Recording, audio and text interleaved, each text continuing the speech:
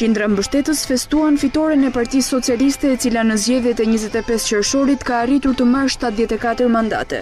I veshur sportiv dhe me bluzën me numrin 2. Kryeministri Edi Rama ka ecur mes mbështetësve për të mbajtur fjalën në podiumin e vendosur në sheshin Skënderbej, ndërsa tha se shqiptarët vendosën me votën kuqezi për një Shqipëri ndryshe.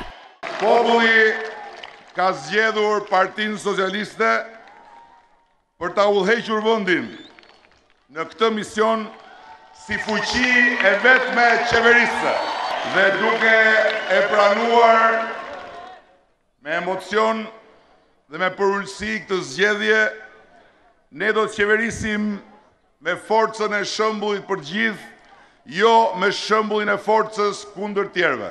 Rama premtoi se do të qeverisë pa dallime politike. Kryeministri gjeti vend në fjalimin festiv të komentoj marrëveshjen me Bashën, ndërsa thot se ajo ka gjithë potencialin që qeveria dhe opozita të jenë të bashkuara për interesat e vendit.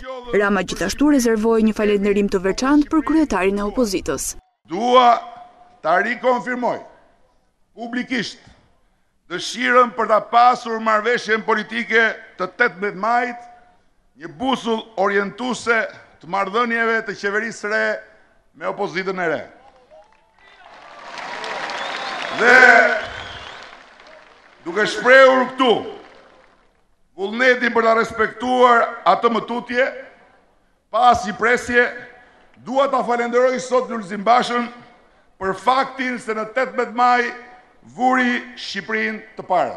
Marrëveshja është ajo që është, dhe nuk është ajo që cinikët e përhershëm të Kazanit donin t'i bënin shqiptarët besonin se ishte. Partia Socialiste, tha Rama, nuk ka fituar një kampionat, por ka marrë një detyrë të vështirë. Edhe kundërshtarët sipas tij nuk kanë humbur një kampionat, por kanë marrë një detyrë të vështirë. Ai premtoi se si kryeministër do të jetë me dorë të shtrirë përballë opozitës dyngjyshe për të mirën e vendit.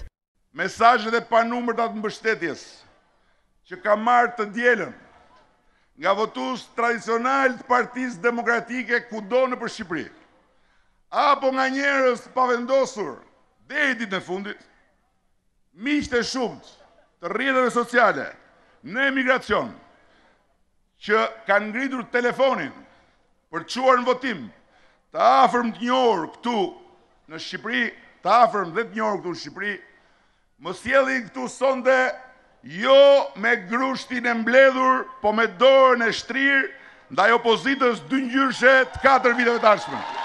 Duke komentuar procesin zgjedhor, Rama tha se zgjedhjet nuk ishin perfekte, por të çliruara dhe në një klim qetësie si asnjëherë tjetër. Krahas përshëndetjeve për çdo votues, kryetari i Partisë Socialiste rezervoi falënderime të veçanta për ndërkombëtarët që e kanë mbështetur, por edhe për familjen e tij.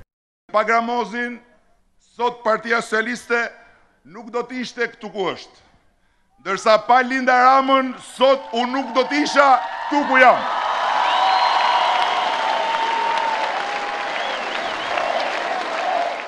Faleminderit dhe gruas tjetës time, Aneta Ramës,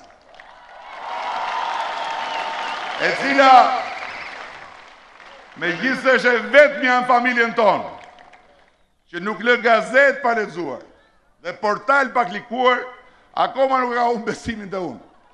Në takimin festiv në sheshin Skënderbej, Rama nuk i kurseu batutat. Duke u falënderuar përpara se largohem, duhet të lajmëroj nesër në ora 5 mëngjesit mbledhjen e shtabit.